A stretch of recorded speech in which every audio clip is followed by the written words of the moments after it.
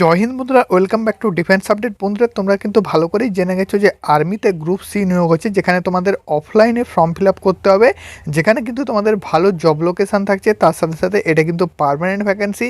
বয়স থাকছে 18 থেকে 30 বছরের যে কোনো প্রার্থীদের কাছে, এবং এখানে কিন্তু তোমাদের মাধ্যমিক এবং উচ্চ মাধ্যমিকের পাশে কিন্তু নিয়োগ থাকছে। তো একদম কিন্তু তোমাদের জন্য গুড নিউজ। তার সাথে সাথে অফলাইন ফর্ম জমা দেওয়ার যে A to Z ডিটেলস, অর্থাৎ কীভাবে তুমি অফলাইনে ফর্ম জমা দিবে, তার কিন্তু আমি এই ভিডিওতে নিয়ে এসেছি। তো চলো বন্ধু, ভিডিওটি স্টার্ট করি। তার আগে আমাদের ইউটিউব চ্যানেল যদি নতুন সাবস্ক্রাইব করবে ডিফেন্স সংক্রান্ত আপডেট সবার প্রথমে। বন্ধুরা, আমি কিন্তু আগের ভিডিওতে তোমাদের বলে দিয়েছিলাম এই ভ্যাকেন্সি ডিটেলস, অর্থাৎ এখানে তোমাদের এলিজিবিলিটি কন্ডিশন এবং A to Z ডিটেলসগুলো। তো সেই ভিডিওটা তুমি কিন্তু দেখতে পারো। আমি কিন্তু এই ভিডিওতে তোমাদের অফলাইন যে ফর্ম ফিল আপ, তো সেই অফলাইন ফর্ম ফিল আপের A to Z ডিটেলসগুলো কিন্তু শেয়ার করে দিচ্ছি। তার সাথে সাথে তোমাদের কিন্তু আমি বিস্তারিত আরেকবার আপডেটগুলো শেয়ার করে দেবো। বন্ধুরা, প্রথমে এখানে দেখতে পাচ্ছ অফলাইনের যে ফর্মটা, এটা কিন্তু তোমাদের সামনে ওপেন করলাম। এটা কিন্তু 3টা পেজ, ঠিক আছে বন্ধুরা। টোটাল যে ফর্মটা, সেখানে কিন্তু প্রায় 17 থেকে 18 পাতা রয়েছে, যেখানে তোমরা কিন্তু বুঝতে পারবে না কোন পেজটা তোমাকে বার করতে হবে।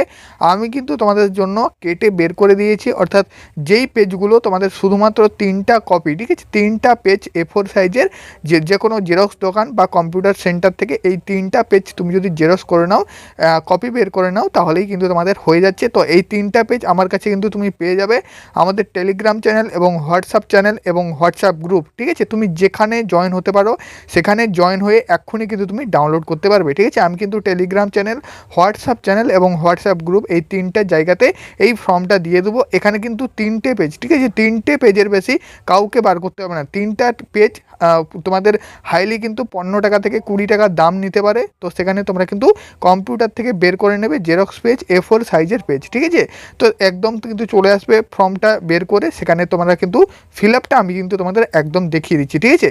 বন্ধুরা, প্রথমে বলে দিই, এখানে দেখতে পাচ্ছ অ্যাপ্লিকেশান ফর্ম। একদম এখানে কিন্তু 3টে পেজের মধ্যে দুটো হচ্ছে অ্যাপ্লিকেশান ফর্ম, আর একটা হচ্ছে অ্যাডমিট কার্ডের ফর্ম। অ্যাডমিট কার্ডের ফর্মটা সেটা কিন্তু গিয়ে আবার রিটার্ন আসবে, এবং রিটার্ন আসার সময় তোমাদের কিন্তু রিপোর্টিং টাইম, রিপোর্টিং ডেট এবং কোথায় তোমাদের হচ্ছে সেগুলো কিন্তু ডিটেলসটা পেয়ে যাবে। আর বাকি এই দুটো কিন্তু অ্যাপ্লিকেশান ফর্ম, ঠিক আছে। তো এখানে বন্ধুরা দেখতে পাচ্ছ অ্যাডভার্টাইজ নাম্বারটা কিন্তু লিখে দেবে। অ্যাডভার্টাইজ নাম্বারটা তুমি অ্যাপ্লিকেশানের যে PDF, সেই PDF-এ পেয়ে যাবে। আমি কিন্তু তোমাদের প্রথমে সেটা দেখিয়ে দেবো, ঠিক আছে। তো অ্যাডভার্টাইজ নম্বরটা তোমরা পেয়ে গেলে নেক্সট হচ্ছে এখানে দেখতে পাচ্ছ recent passport size photograph in the application, ঠিক আছে। তুমি যে অ্যাপ্লিকেশান করবে, তুমি যে ক্যান্ডিডেট, অর্থাৎ তুমি যে অ্যাপ্লিকেশান করবে, তোমার কিন্তু একটা পাসপোর্ট সাইজ ফটো এই জায়গাটার মাপ করে তুমি কিন্তু একটা দিয়ে দিবে।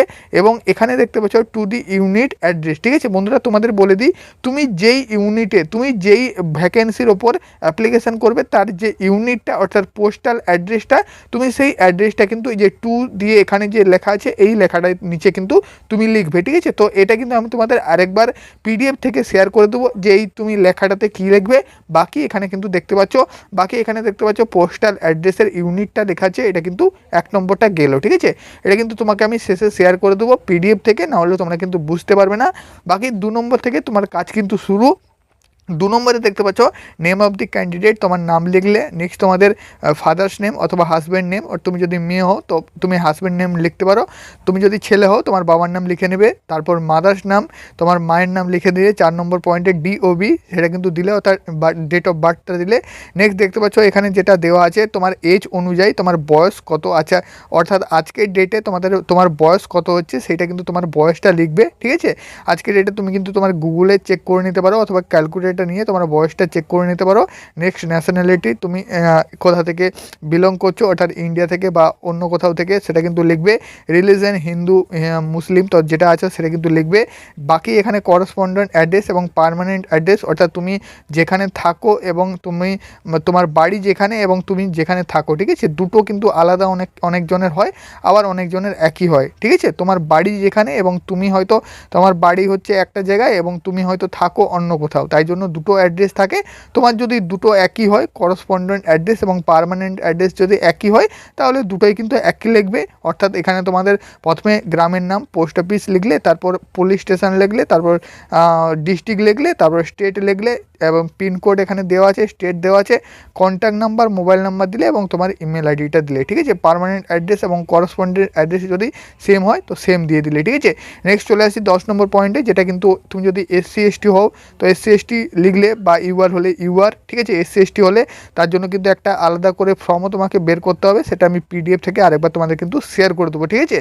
নেক্সট বন্ধুরা বলে দিই, ঠিক আছে। এখানে হচ্ছে দেখতে পাচ্ছ তুমি যদি হ্যান্ডিক্যাপ হও, ফিজিক্যাল হ্যান্ডিক্যাপ হও, তাহলে কিন্তু 11 নম্বর ফর্মটা ফিল আপ করবে, নাহলে এগুলো কিন্তু ছেড়ে যাবে। অনেকগুলো পয়েন্ট যেগুলো কিন্তু ছেড়ে দেবে, কারণ এগুলো কিন্তু তোমাদের জন্য নয়। যারা নর্মাল ক্যান্ডিডেট আছো, যারা স্পেশাল ক্যান্ডিডেট আছো তাদের জন্য কিন্তু এই সব জায়গাগুলো, ঠিক আছে। যেমন 12 নম্বর পয়েন্টটা, তুমি যদি এক্স সার্ভিসম্যান হয়ে থাকো, আর্মি নেভি এয়ারফোর্সে তুমি যদি সার্ভিস করে থাকো, তার জন্য কিন্তু এই 12 নম্বর পয়েন্টটা যদি না হয়ে থাকো ছেড়ে দেবে।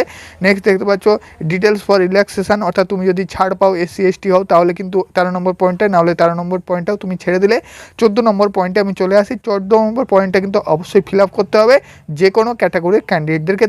তো এখানে প্রথমে দেখতে পাচ্ছ নেম অফ দি এক্সামিনেশন, অর্থাৎ তুমি কি পরীক্ষা দিয়েছো, অর্থাৎ মাধ্যমিক বা HS সেটা কিন্তু লিখলে, কত সালে পরীক্ষা দিয়েছো, বোর্ড অফ দি ইউনিভার্সিটি অর্থাৎ তোমার বোর্ডের নাম, ঠিক আছে। West Bengal board of higher secondary বা হায়ার সেকেন্ডারি এক্সামিনেশন, তো সেগুলো কিন্তু লিখলে।